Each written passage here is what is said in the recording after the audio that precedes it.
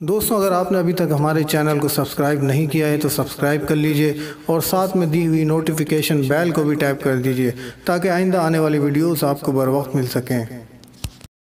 बोला यार हमारी ये ना जो गैर मुकल्लिद गुमराह इसलिए तो है कि किसी तकलीफ की सनद में नहीं है। बोला उनके पास सनद नहीं है तो अगला बंदा जो सुन्नी होता है ना वो यही बात सुन के है ना तो समझ जाता है कि यार ये अब इससे बड़ी क्या गुमराही होगी कि कोई सनद ही नहीं है। हदीस भी बगैर सनद के नहीं मानी जाती। बड़ा आदत ख्वाजा मंजूर हुसैन शाह रहमतुल्लाहि ताला अलैहि उनसे किस तरह कौन सी निस्बत जो मेन निस्बत उनकी शतारी मदारी थी।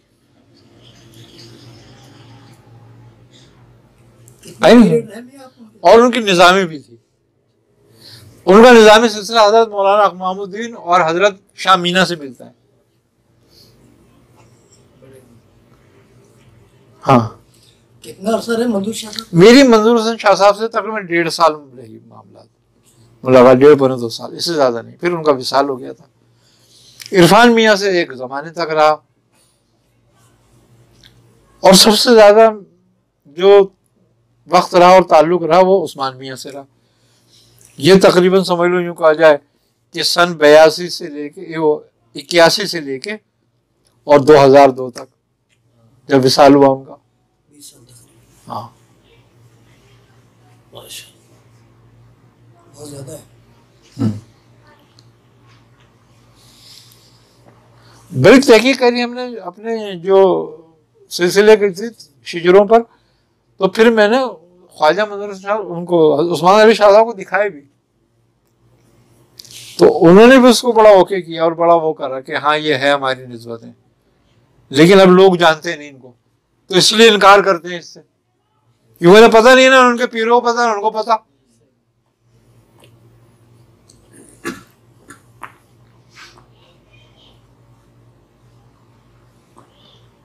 इसको आम किस तरह किया जाए? नहीं, मकसद ये कि आम करना तो फिसाद है। झगड़े के तो किससे मोड़ लोगे? सब तो नहीं मानते। 10 को बोलेंगे तो एक हाँ, तो आएगा। इनकारी करते हैं। लेकिन अभी पिछली 17 शरीफ जो हुई थी, 17वीं शरीफ, उसमें एक साहब आए थे अबुल सिलसिले के, जो वो पूछ रहे थे शिजरों का कि वो मजारिया खानदान से हम कैसे हैं, हमारी निस्बत क्या है, कलंदरी कैसे है।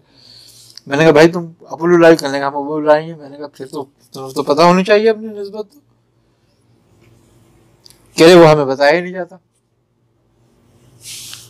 तो अब हम तो इसलिए क्लिप में भी डाली है हमने तो पूरी इस बात को तरतीब के साथ कि कैसी। अभी मैंने फिर बयान करी तरतीब इसकी। जिसका जी चाहे किताब उठाए कदीम और छान ले उसको।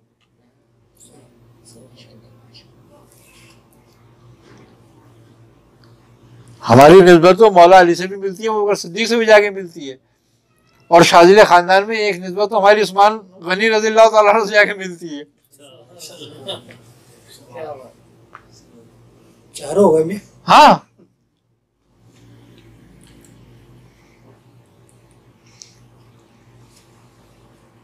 लेकिन यह है कि बात सिर्फ इतनी सी है कि ये सब बातें होती हैं सोबत से पता चलती हैं।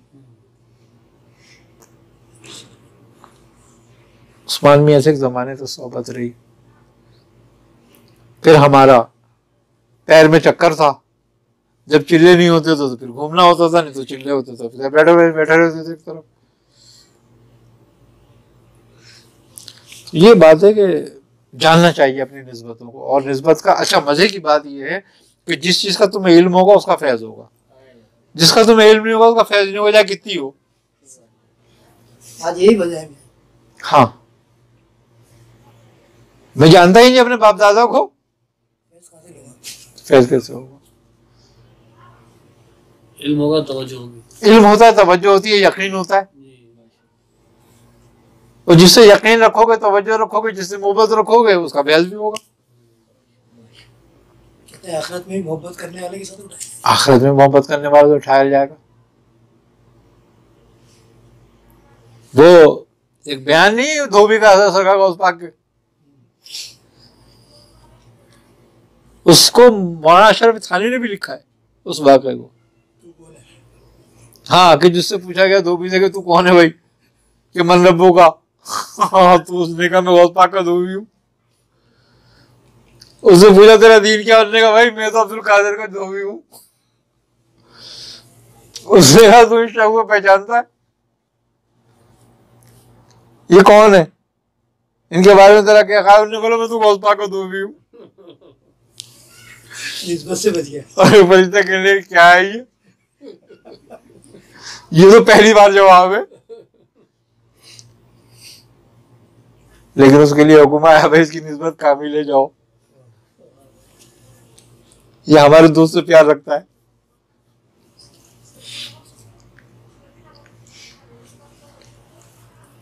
अच्छा, ऐसे ही वाकया हजरत बाबा फरीद बयान करते हैं, हजरत ख्वाजा मोइन चिश्ती का। एक शख्स का इंतकाल हुआ, वो बड़ा फासिक और फाजिर था। तो फरिश्तों ने उसको जब जहन्नम की तरफ ले जाना चाहा तो उसका हुक्म हुआ कि इसको ठहर जाओ, ये जहन्नम ही नहीं है। फरिश्तों ने कहा हमारे रब इसका नाम है अमाल के हिसाब से तो ये जहन्नुम ही है। तो कहा नहीं, ये हमारे एक दोस्त से निस्बत रखता है और उसका इसने हाथ चूमा था एक दफा, हमने जब भी बख्श दिया था इसको। तो कहा किसका? कहा मोइनुद्दीन चिश्ती का। तो आप रोते थे बाबा फरीद ये वाकया सुना के? निस्बत मजबूत थी कि निस्बत ऐसी चीज है। तो बात यही है, अब कोई माने ना माने इस बात को, तो वो तो अक्सर तो लोग अपने बाप को भी नहीं मानते कि हमारा बाप है ये, तो अब किसी का इसमें क्या कर सकते हो तुम? तो बात यही है कि निस्बत बड़ी चीज है, और निस्बत ना हो कोई चीज होती तो अल्लाह ये ना कहता कि वसीला तलाश करो खुदा की राह में। खुदा तो बेवसीला देता है, उसे वसीले की क्या जरूरत है। लेकिन वसीले के बगैर इस्लाह नहीं होती। अगर रसूल ना आते तो तुम्हें खुदा का क्या पता चलता? खुदा कुछ नहीं पता चलता। तो वो वसीला बनाना, तो वसीले के बगैर कुछ नहीं है। अब ये बेवसीले वाले तो देखो कहाँ जाते हैं। हाँ हाँ भाई, जमानत के लिए भी एक आदमी चाहिए होता है। हाँ हाँ, आप कितने ही पाकबाज हो, लेकिन आप जरा थाने चले हो, कहोगे भाई जमानत है तेरी? हाँ, यहाँ थाने वाले नहीं छोड़ते जमानत के बगैर, तो वहां छोड़ देंगे वो।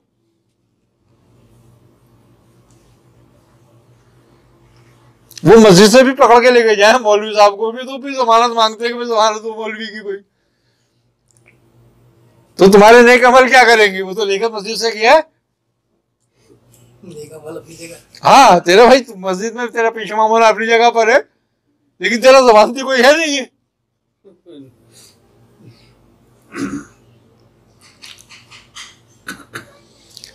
अब तो जब मुसलमानों को यहाँ बैठा हुआ मुशरिक और काफिर कहता रहेगा तो तेरे अपने अमाल कहाँ बाकी रह जाएंगे। जो अल्लाह उसके रसूल से मोहब्बत रखता है, सरकार आलम फरमाते हैं इसको लानत मत करो।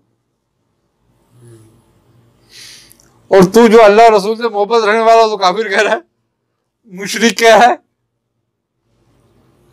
तो वो शिरक और वो कुफ्र तो तेरी तरफ पलटेगा, तो तेरे अमाल कब बचेंगे?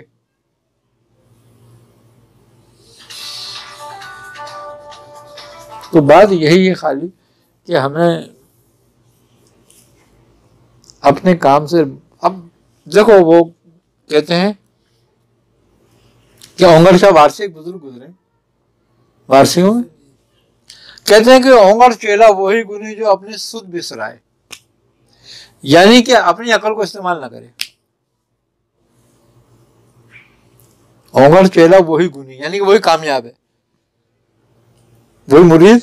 चेला हिंदी में चेला कह लो, उर्दू में मुरीद, अरबी में कह लो। तो कहते हैं कि ओंगर चेला वही गुनी जो अपनी सुध बिसराए, ध्यान रहे और ज्ञान रहे, कोई सांस खाली ना जाए। बस तो अपने काम में पक्का रहे, वरना तो फिर वही बात है कि इनसे तो कोई उम्मीद न रखो कि ज्ञानी से ज्ञानी मिले तो हो ज्ञान की बात, और खोते से खोता मिले तो हो लातम लात। तो जहां लातम लात हो रही हो तो समझ लो खोते मिले आपस में, तो दूर हो जाओ।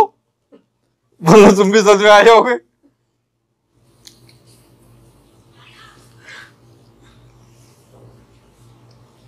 आसान सा काम है ये, तो जानने का कि भी देखो लात कहाँ हो रही है।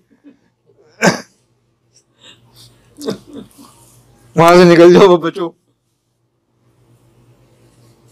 क्योंकि ज्ञानी कभी लड़ते नहीं।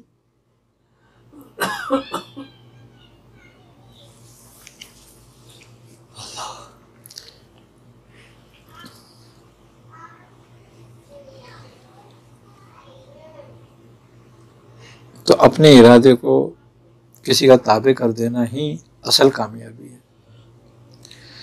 क्योंकि जब तुम अपने इरादे को किसी का ताबे कर देते हो तो फिर वो तुम्हें राह दिखाता है। हज़रत शेख अब्दुल हसन शाज़िली रहमतुल्लाह अलैह जब मुरीद होने गए हज़रत शेख अब्दुल सलाम इब्न मशीश रहमतुल्लाह ताला अलैह से,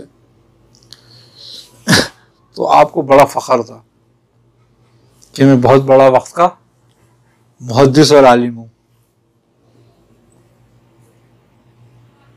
फ़क़ीह हूँ। तो फ़क़ीह होना बड़ा कमाल था उस वक्त में। मुहद्दिस होना इतना कमाल नहीं होता जितना फ़क़ीह होना होता है। मुहद्दिस का पहला दर्जा है, फ़क़ीह का आखिरी दर्जा है।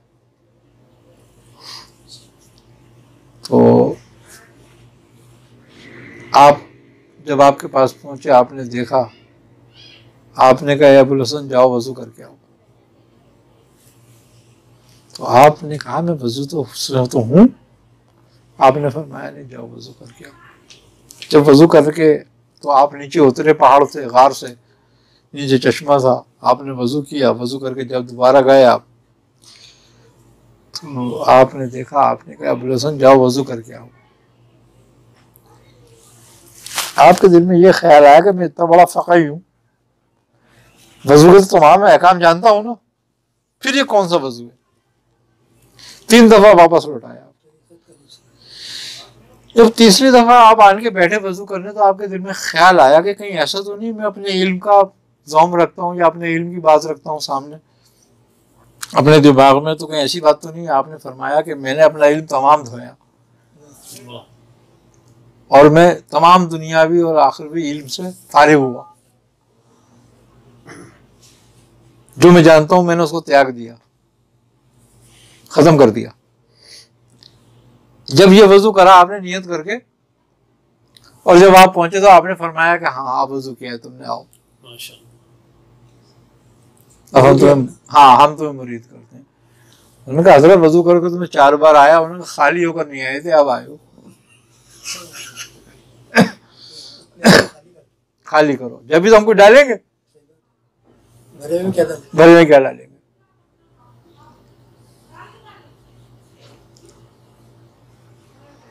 और ये मौलवी कभी खाली नहीं होते,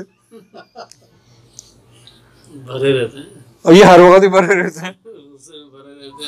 और कभी गुस्से में, कभी तकब्बुर में, कभी इल्म में।